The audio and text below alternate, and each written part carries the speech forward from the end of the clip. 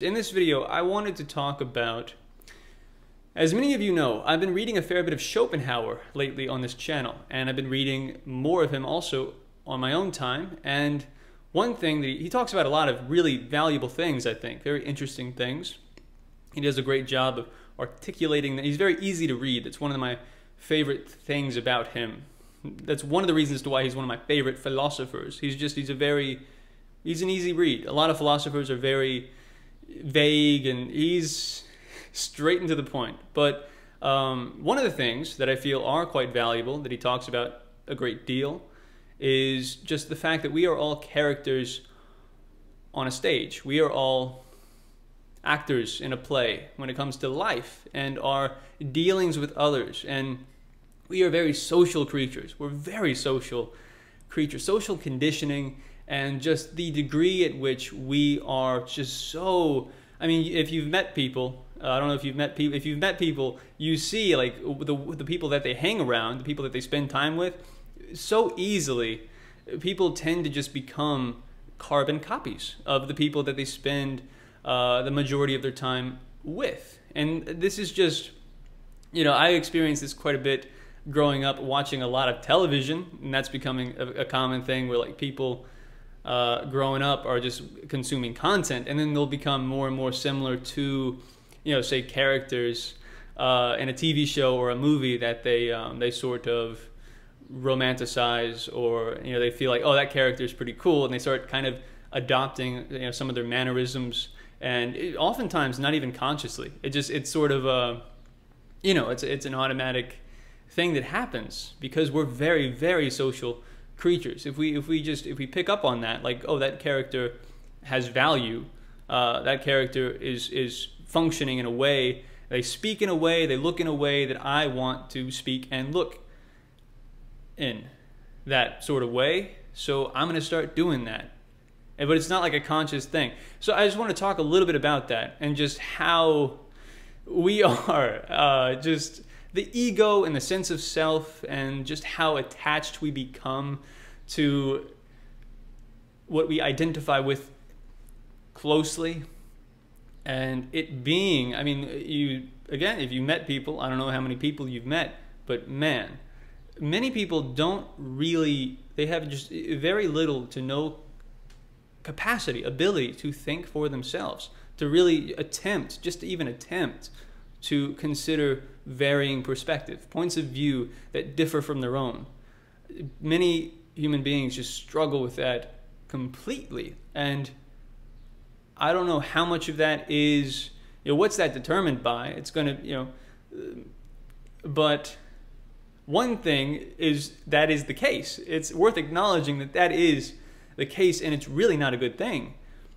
The fact that many people just cannot seem to think for themselves about anything that's beneath the surface, even just a little bit, even just a little bit underneath the very surface level of just interactions with people and being a person, and just sort of, you know, we're caught up in these roles, we're caught up in, you know, playing these characters and attempting to play this character to the best of our ability, because that's what makes the most sense here in terms of, like, you know, doing things. That seems to be the thing that's worth doing. Trying to become the character that is valuable. And what we determine to be a valuable character, a lot of that is social conditioning, and a lot of it's nature as well, though. Just, you know, innate, inherent things that we are biologically programmed to view as being more valuable. In terms of, you know, human beings, we're very superficial. We value things like symmetry and other aesthetically pleasing characteristics. You know, you're just looking at someone in terms of assessing. We do that automatically, subconsciously, without any real, like, we'll look at a person and just very quickly come up with all sorts of immediate trying to categorize, trying to put them into a box that, you know, they function in this way, they think in this way, that's how they are, just as a person, to their very core.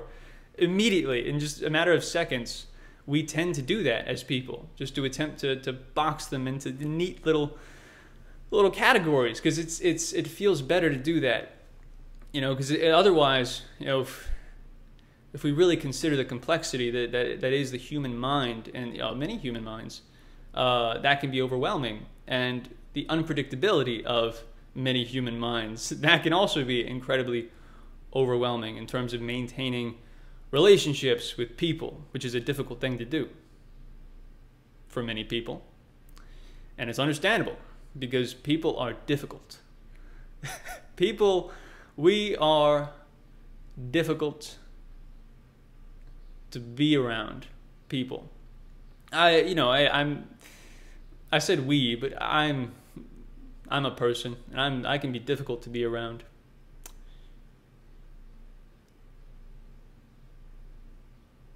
Social conditioning, right? So people, many people just have no capacity for introspection. Just what am I? What am I comprised of? Why do I do the things that I do? Just taking a moment to reflect on that. What am I, and why?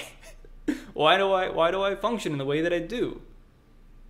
Why do I value the things that I value? And to what degree do I value these things? And what is that based on? What is that?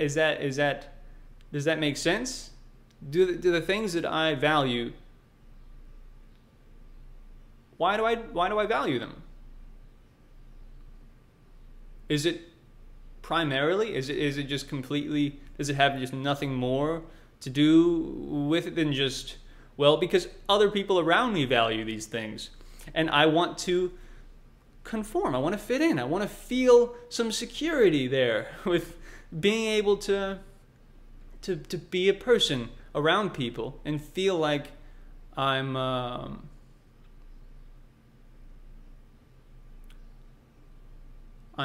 part of something that matters.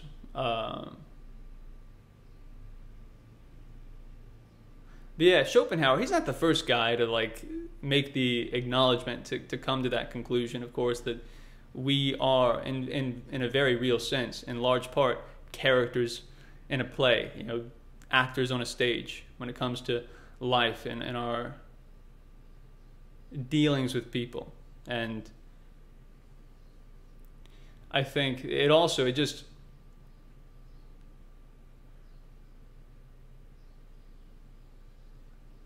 I don't know. I just wanted to talk a little bit about that, because I just got done reading some Schopenhauer, and I was thinking, damn, dude, he really does articulate that very well, beautifully.